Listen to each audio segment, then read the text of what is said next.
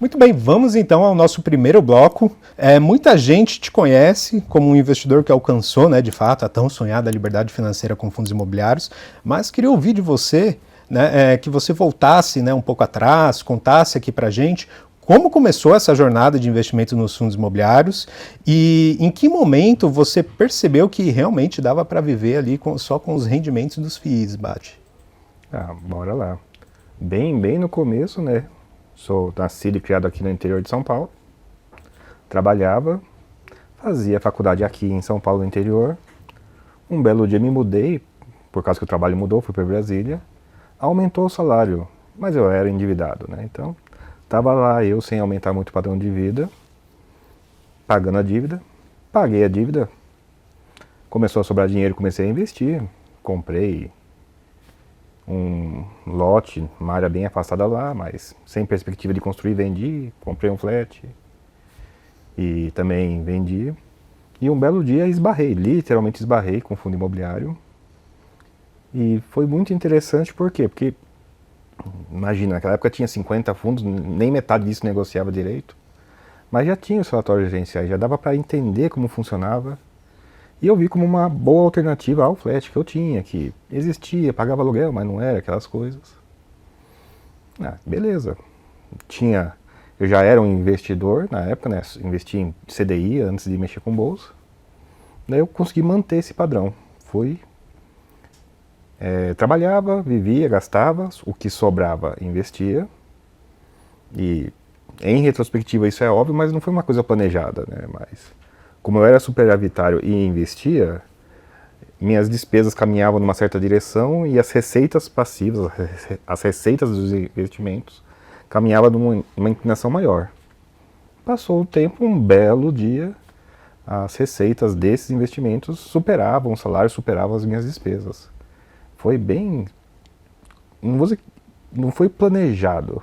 Hoje em dia tem livros sobre isso, tem movimento sobre isso, né, se aposentar mais cedo. Mas, incidentalmente, foi simples, tão simples quanto poupar bastante, ter ativos que geram renda, a ponto de, um belo dia, ela supera. Mera questão de tempo. E há quanto tempo isso?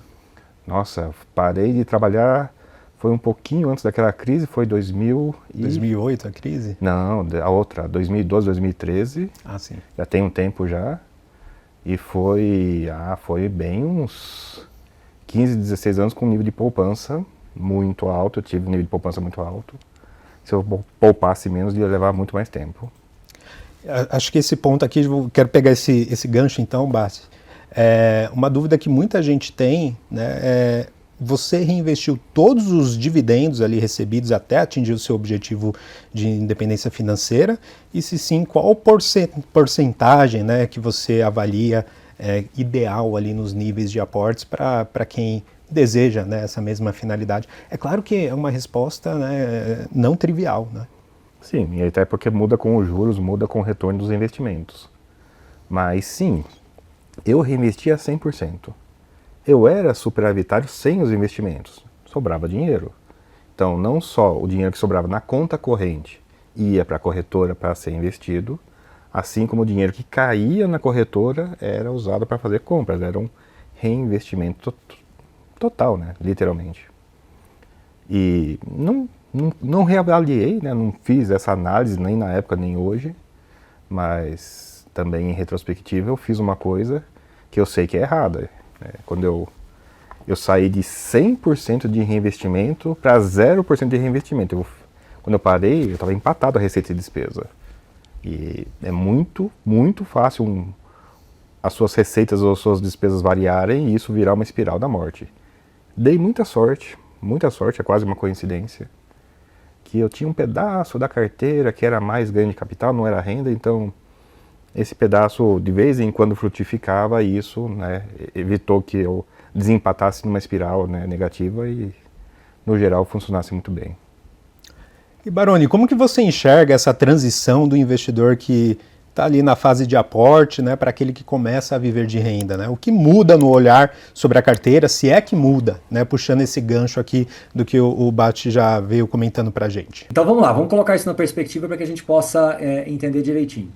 Eu acho que, do ponto de vista de carteira, por mais que as pessoas falem, nossa, eu tenho fundo de papel, depois que eu aposentar eu tenho que vender todos os fundos de papéis e comprar só fundos de tijolos, porque um vai proteger contra a inflação, não. Eu acho que existe muita, eu diria, muito preconceito, muita dúvida, muita insegurança, muitos pontos que são colocados de uma maneira assim não parametrizada. Eu acho que existe muita retórica em cima dessas questões, mas acaba se fugindo um pouco daquilo que realmente é a grande essência, que o André tocou aqui nesse ponto algumas vezes, que é a questão do seu padrão de vida, né, versus a capacidade daquela carteira de gerar renda na hora da virada da chave. Então o André, como ele mesmo falou, ele ficou no limite ali, ele tomou uma decisão de mudança de padrão ali de trabalhador para aposentado, vamos falar assim, no limite da carteira. Como ele mesmo pontuou, ele teve alguns cases ali, alguns casos de sucesso de alguns fundos que tinham uma estratégia diferente. Mas vamos excluir isso, que eu acho que é muito mais exceção do que regra, né? Em geral, o investidor ele monta uma carteira pensando na renda passiva e não especificamente num super ganho de capital, né? Então, este investidor ele tem que ter muito mais um cuidado de saber virar a chave na hora correta, onde essa carteira majoritariamente formada por renda passiva, tudo bem, se tiver alguma coisa de ganho de capital, tudo bem, eu acho que pode acontecer, embora não seja a regra geral, mas pode acontecer.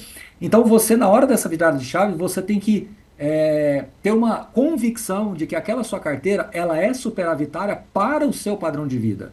Então isso quer dizer o que na prática? Vamos colocar em grandes números. Se você tem um padrão de vida de R$ 5.000, essa virada de chave tem que ser uma carteira que te dê um superávit em relação a isso.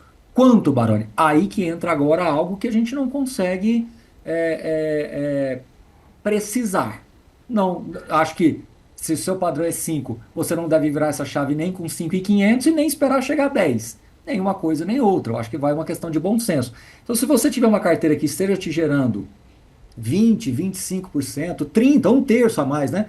Que seja, então vamos colocar aí algo entre 6 e pouco, até R$ 7.000. Se você estiver gerando uma renda recorrente, razoavelmente segura, razoavelmente harmônica, razoavelmente previsível, mesmo que tenha ali um portfólio híbrido entre papel e tijolo, que seja um pouco mais de tijolo do que papel, que também, em geral, é a média das pessoas, se você tem esta condição de fazer essa parametrização, eu acho que essa virada de chave, ela é a mais importante, porque você tem uma carteira que te gera 6, 7 mil reais, e você tem uma despesa hoje de padrão de vida na faixa de 5 mil reais. E essa diferença, esse superávit, vou usar aqui a palavra do André, você vai continuar reinvestindo. Então, a leitura que eu tenho às vezes das pessoas é que elas trabalham, acumulam capital, têm um padrão de vida controlado para acompanhar para ser capaz de continuar poupando, de fazer os seus reinvestimentos, tudo certinho. E aí, de repente, quando ela aposenta, é como se a vida dela virasse totalmente do avesso e ela passasse a ser uma pessoa que não se preocupasse mais com os gastos, que não se preocupasse mais com o padrão, que comprasse tudo compulsivamente. Não. A mudança de trabalho, de rotina de trabalho para essa aposentadoria é mais isso que o André vive hoje, que é muito mais uma liberdade. Ele faz os trabalhos dele da forma que ele quer, ele usa o tempo dele da forma que ele quer, ele estuda, ele faz trabalhos específicos, ele faz trabalhos, enfim, voluntários com pessoas que eventualmente o convidam para participar de determinados eventos. Então, acho que tudo isso é importante, esse senso de liberdade, não um senso de que você sai de um estágio, um status de disciplinado para um status de completamente descompromissado com as suas finanças. E se você entende isso, fica muito mais fácil de você se planejar a aposentadoria com os fundos imobiliários, justamente por ser um ativo que tem um alto grau, pensando em carteira, e um alto grau de harmonia em distribuição de rendimentos futuros. Eu acho que essa é a maior vantagem dos FIIs aqui dentro desse contexto do nosso papo de hoje. Então, Bate, o que o Baroni comentou aqui, que basicamente a liberdade financeira é você ter um conforto, uma previsibilidade ali para fazer frente às suas obrigações mensais, mas também não é um sinal verde para você aproveitar a vida doidado, né? Não tem aquele filme? Então, é por aí. É por aí, é por aí. Quando eu trabalhava, eu tinha o salário creditado na conta todo mês, né? Bem previsível. No mês que eu parei de trabalhar, Eu me organizei para... Eu tenho a conta do banco, tenho a conta da corretora. Uma vez por mês, tem que fazer uma transferência. Transfere dinheiro da conta da corretora, põe na conta do banco e esse é o dinheiro para gastar. É claro que se eu gastar mais do que eu ganho, espiral para o zero, né? Se eu gastar menos do que eu ganho, é uma espiral positiva, talvez para cima, mas o objetivo não é ser também muquirana. Sim, o vender coco na praia, mudar de vida completamente, não. Meus gastos trabalhando são obviamente diferentes do gasto, né, com a vida livre, transporte, alimentação e coisas do tipo. Mas não é vida louca. O que mais tem no Brasil é ganhador da Mega Sena falido. Pior depois do que antes. O cara ganha na Mega Sena e acaba pior do que se não tivesse ganhado. Então não dá para enlouquecer com o dinheiro que está te rendendo, está deixando, te libertando de ter que trabalhar com horário fixo.